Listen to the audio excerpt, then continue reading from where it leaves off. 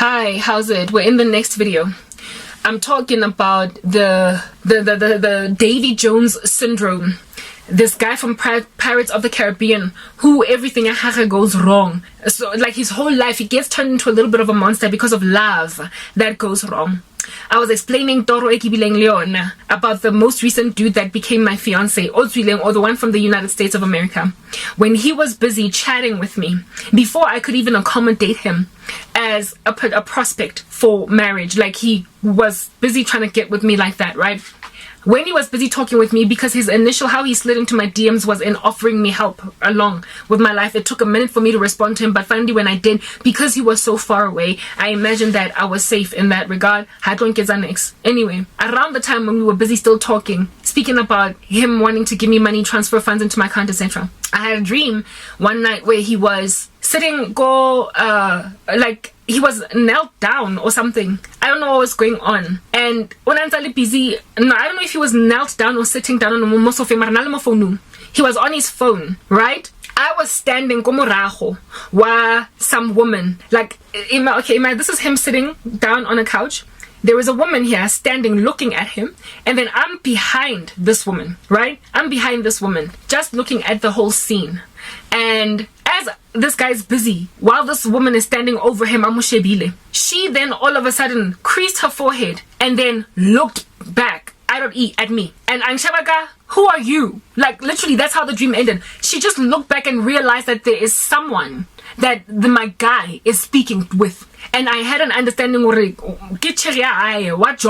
this is somebody that he's with. Whether it's a wife or a girlfriend, I wasn't sure, but it was a love interest that he was with. And this woman was busy looking at him while he was looking down at a cell phone. And then she looked back and was like, who are you? She basically busted him for being interested and chatting with another girl. Him sitting down, more so thing. And it was him chatting with me. God was showing me him and his engagement with me, communications with me. And this woman realized that this dude is no longer interested in her because he's busy focusing on me, but they were still in the same room, and I understood her to be his love interest. That was before I even accommodated him. God was already warning me, this dude is involved with someone. That was the one dream. When I was with him, not when I was with him, but shortly after breaking up with him, I got a dream of Musadi on naked, a naked woman who was like one of those fuller shapes, little bit of a Sarah Bartman. And she had these like flat, pendulous breasts that were kind of like hovering around here. You know, like a umfazi that's had like a whole bunch of kids, or I don't know, were not very like firm, right? They were down here. And this woman was standing in a corner. She looked gray in color. And she was in his bedroom, naked like that. And the thing that stuck out to me, that was highlighted, were her breasts, her flat, pendulous breasts. Like it was, you know, like a female body that's really just kind of grown a little. It's got like some cellulite, some stretch marks and whatnot.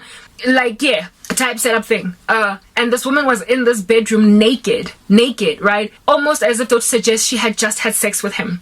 And he was not in the dream, but I understood that his mind was on this woman and right? When I got out of the dream, the Lord was telling me, this dude has become obsessed and addicted with you, because every time he thinks about the women that the woman that he's currently sleeping with, or the women that he's currently sleeping with,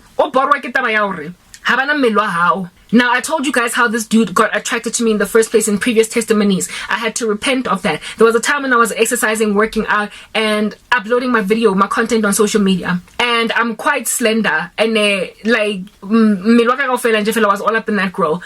I have yet to have kids, so, you know, like, I still have everything sort of kind of, you know, in a bunch type thing. I haven't breastfed yet, and you know what happens to a woman's body when they breastfeed and whatnot. Their breasts become pendulous. They get stretch marks sometimes on their stomachs, like cellulite all over the show. I have yet to have my body transform in that way because I've yet to have a child. Type setup thing. And this dude he was fetishizing my youthful body. Body, yeah, you know, a young woman with whose breasts are still perky, stomach is still flat, red, like few little cellulite, because he had seen umzimba wam in those videos of mine. And to him, after we broke up, it was like, I'm not going to get that. I'm not going to get to hit that. I stood a chance of being with a woman oling fresh, basically like out of the box. She might as well still be a teenager. And I have to now every single day deal with that for a woman that when I see her naked, that's what I see. A woman in his environment that he was busy having sex with, but he was lying to me, who he was constantly seeing naked. He started to be dissatisfied with her body because he started to lust and greedily so, long after my body. And so he lost that. And being a man in his 40s, 4 years, he was 42. I'm 38, right? The likelihood of him meeting umfazi that has got a 25-year-old body or a 20-year-old body is low, especially given the situation in life. He would struggle to find umfazi whose body is still intact like that. So to him, it was like he met a jackpot. It was a refined type thing. And now I've slipped through his fingers. And so he became monstrously terrible towards me. But God was showing me that woman, the reason why in the dream, Mara, I understood his mind was on dissatisfaction on some, now I'm stuck with Cassandra. Now I'm stuck with Cassandra and her pendulous breasts. That was his mindset, just a very shallow way of thinking. He was like, now I'm stuck with Cassandra and her pendulous breasts. I'm no longer going to get to have karabo. And God showed me that woman just standing there naked in the bedroom on some, I'm what's available to you. But he was obsessed and addicted with a twerking queen that he met online. I told you I come from a season of compromise. Anyway, whatever, right?